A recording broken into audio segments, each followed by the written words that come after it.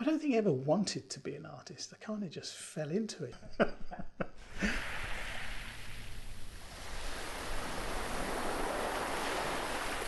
I failed most of my GCEs, and I hung around in a school in Wellington in Shropshire for about 3 years, gathering O-levels and A-levels without any kind of rhyme or reason. For some reason, nobody ever talked to me about university or college or where I was going to go. And I think it's one of the penalties you pay for being a service child. Nobody takes ownership. Whereas if you're a kid in a normal secondary school, people know you after 8 or 9 years and they guide you. When you turn up in the first year of sixth form from nowhere and nobody knows you, everybody kind of disowns you and you find yourself doing weird timetables and weird things. So I gathered a clutch of GCEs, getting things together, not really knowing what I was going to do. And the school got fed up with me. And one of the teachers got me a job. In those days, you could go teaching without qualification. I ended up teaching in a junior school in Cannock for a tenner a week, which was actually more than a qualified teacher was getting because I wasn't paying any tax. And the head at the school said, you're going to need a qualification. And he fixed me up with an interview at Stafford Art College.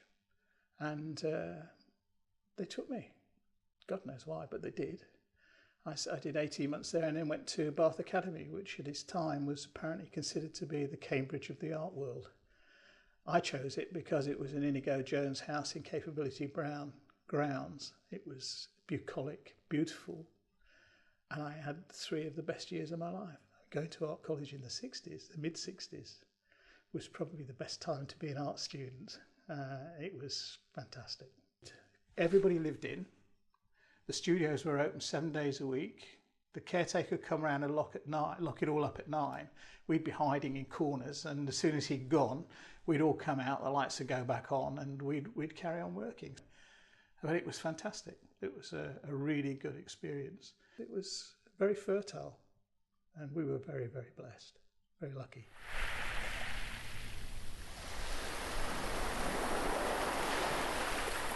I was given application forms for teacher training, and that was like a vote of no confidence from the staff. They were just being realistic and recognising that making a living as an artist was virtually impossible. But for me, it was like saying, you're not going to make it as an artist, you've got to go and teach.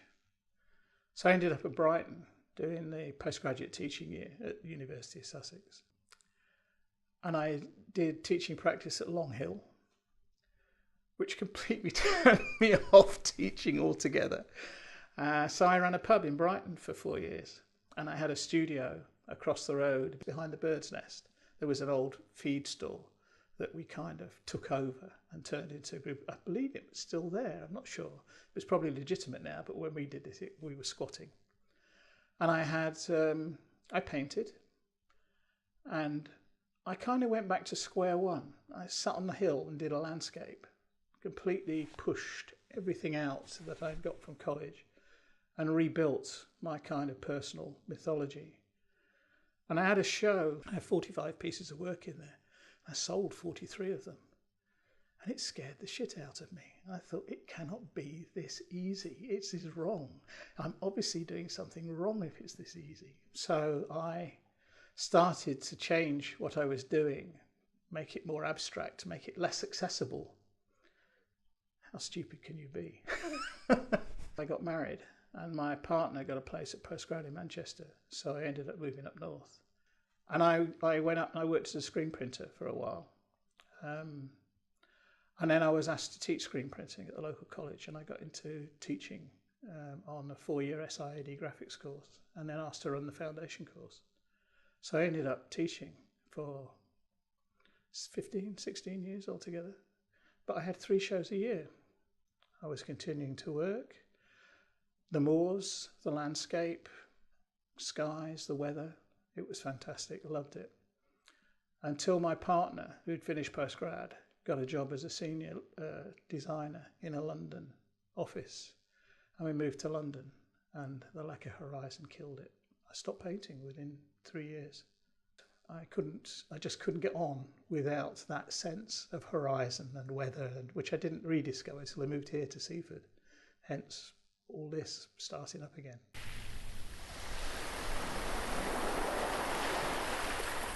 She was offered 3 projects to run by her employer. She's very good, a very good designer, and she couldn't do it on her own. So I found myself coming home from college and then spending 4 hours, 5 hours doing drawings, writing documents, sending out tenders, and we built a very successful practice. And in the 80s, we were one of the top 3 hotel design practices in the UK, which at the time was way ahead of the rest of Europe. And it was all going great guns until John Major decided to pursue the euro, at which point we went bust because the interest rates went up to 16%, and we had an office block in Chelsea that we'd bought, and the commercial mortgage rate went to 22%. Can you imagine what 22% would do to your mortgage? It did for us. We didn't go bankrupt because we insisted on paying everybody, but we lost the house, lost pensions because they can take your pensions if you're under 50, lost cars, everything virtually. Had to start again at 45. My father died at the same time, and basically I think it broke my marriage too. We rebuilt the practice, but it was never the same, and I didn't feel at home within it anymore, and eventually I had to leave the practice. I started writing about hotels. I became a critic. There's that thing that was said, if you can't become a critic. And I became a critic. I didn't want to run another practice. I'd built a practice up twice.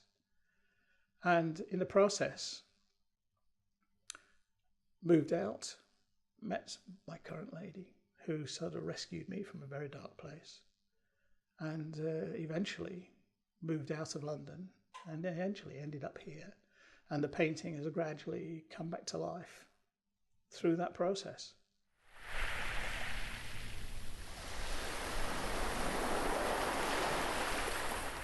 It's partly a reworking of what went before. You can't leave your kind of personal mythology behind. But Seaford is lots of similarities to where I lived on the moors in Lancashire. I'm very conscious of weather here. I'm very conscious that from the garden you can actually hear the sea. I love walking the cliffs. It's opened the horizon up. You have big skies here, which you don't get in London because it's all buildings. And you did get in Lancashire. I mean, I remember standing on the back step of the house in Lancashire watching a thunderstorm rippling along the moors. And when I look at the back of the downs, I get that same sense of space. And for me, that's a real world. The cities aren't real worlds. They're constructs. They're artificial. Here, the fact the cliffs fall down, the fact the kittiwakes come every year, the fact I have a bloody seagull nesting on the roof next door to me that I know is going to keep me awake later on in the summer. It's all real. It has a reality that is timeless. And painting in part is being part of that Jungian stream of consciousness, that we share as human beings, that we have shared memories and shared instincts and shared intuitions, which all form part of a continuum, which we as individuals just are tiny segments of, and we're all contributing to it and we're all taking from it. And when you're in London, it's all fractured because the realities around you are so artificial. For me, it was like a rebirth of my creativity. And I was very lucky my partner bought me this studio for Christmas in 2013. It's been a blessing. And I still write, I still run a magazine about hotels, but it's in the process of being sold, basically. This was my first love, and I'm back into it with a vengeance. And the show in the Crypt is the first year of working here. It's all the work in it, or most of the work in it. I think it's about 3 major pieces that aren't produced here. All the other 30 odd are done in Seaford in response to Seaford.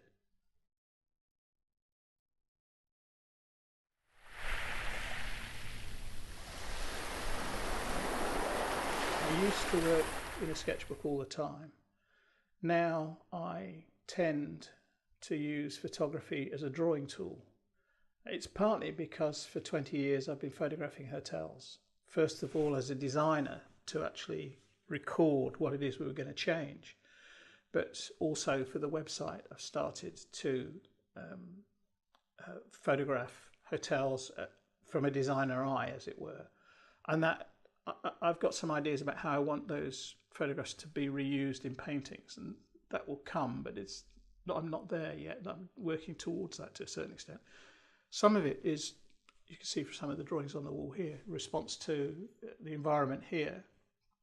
And I'll just get the sketchbook to show you. I sit and draw in the garden, and it started to come together after 6 months ago. So this is a little drawing of a magnolia, and it didn't develop into a painting, but you'll see the green and violet became a slightly obsessive chase. I did this little drawing of grass and daisies, which I was really pleased with, just sitting looking out of the studio door. That's become almost would have been a screen print years ago. Now it's a giclée, and I started playing with colour. The cross came out of the grid that artists use to square things up, and it was I did it originally a bit like Albers squares. The trouble with the Albers squares is the squares are really static shape, and it's very difficult to get any sense of movement into it, even though the hand mark is quite vigorous. So I sort of changed. It started off as being much bigger than this, and it was a square within squares, and then I just took a corner of it, as it were, and started to use it to explore the garden in this instance. So we've got the dandelions in the grass and the sky, and it's really just trying to get a sense of movement into a very static shape, the square, just simply through the gestural mark and the colour. This is where the painting started to develop. This was the beginning of the colour for this, looking at different ways violet and green worked together, and I did a load of drawings of the geraniums, which are in the other sketchbook over there, and then started playing with the colour. And this is where the big drawings that are in the show, this is where the gestation was. So I do use a sketchbook, but the photography started to push itself into the pencil drawings. And there's a couple of giclée prints, which are a mix of drawing and photography in the show. They're bigger than this. There's more in them. This is just a kind of nascent form, a germ. I write a lot about my work too. It's the thing you were talking to me about before we came in here, about being too self-aware, it gets in the way. It does. Yeah, you're absolutely right.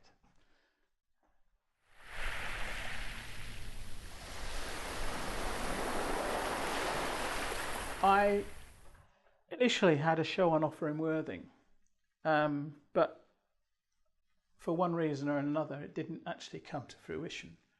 And I had got over a year's work, and I think if you work and you don't show, it's that old thing about if a tree falls in the forest, does anybody know it? Who was ever there? And I think, painting is a language. Every language has to have an audience. So you can't just sort of, what is it, the description, be an onanist in a corner. You have to show what you're doing to a public. So the Crypt I saw when we first came here, and I didn't know how it worked. So when the show fell down in Worthing, I actually looked around. The Crypt was already in my mind. And when I found that it was available and dark a lot of the time, which surprised me, I thought, why not? I've got to show the stuff. So I got in touch, met you, talked about it, and booked it. It was there, it's available. Hopefully, if this works, then I'll be doing this on quite a regular basis. I've extended what I'm doing in the sense that the friends have got an invitation to come along to a private view, and then there's the private view, which I've sent invitations out to people who've collected my work in the past, which means there's going to be people from all over the place, from Yorkshire, from London and so on, which I hope will help the Crypt to establish itself on a bigger stage than simply Seaford. But it's a nice space. The disappointment is that the crypt itself is so difficult to use. Maybe my interior designer skills can help in that at some stage in the future, but I'll experience it first. It is a nice space and it's a nice place. And in a way, it's a thank you to Seaford for giving me back my muse, for regenerating my creative self.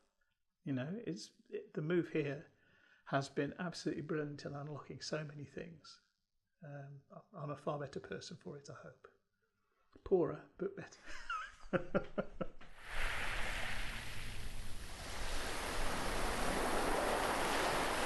I want to do more. Yeah, I mean, this has been a brilliant studio. It has its drawbacks. I got a nice big easel there, and the first day I was in, I heaved it up, and it nearly made a hole through the roof. So I found a shop in Seaford that was selling off this second-hand school blackboard easel, which is, as you can see, it's perfect. It works. So it's limited height-wise, which will be maybe a problem in the future. I don't know whether it is. You can see even here with these LED lights, you still get a dark shadow over the top quarter. But it's not been an impediment to working on it. The big impediment to working on it is me getting my ideas straight, which this is the third painting I've done, and I think I'm groping towards something which maybe is I don't know, might be a blind alley. I've got a big square canvas, which is going to be like the big square drawings, I think maybe. But I've also started doing a painting of that gate that's on the path that leads to the Seven Sisters on the back, which fascinates me, the idea of the open sea and the Seven Sisters, and then the gate that bars the way, and also the shadows on the grass. There's lots of atonalities in there, the green of the grass against the grey-blue sea beyond, and the dark brown and purple in the shadows against the green and the blue. So there's lots of colour to play with, and I've started making quite a big drawing. I want to kind of take the reality bits of this and maybe merge it with the completely abstract square things. I'm not quite sure where it's going. That's what's sort of at the back of my mind, and I'm just trying to let it happen.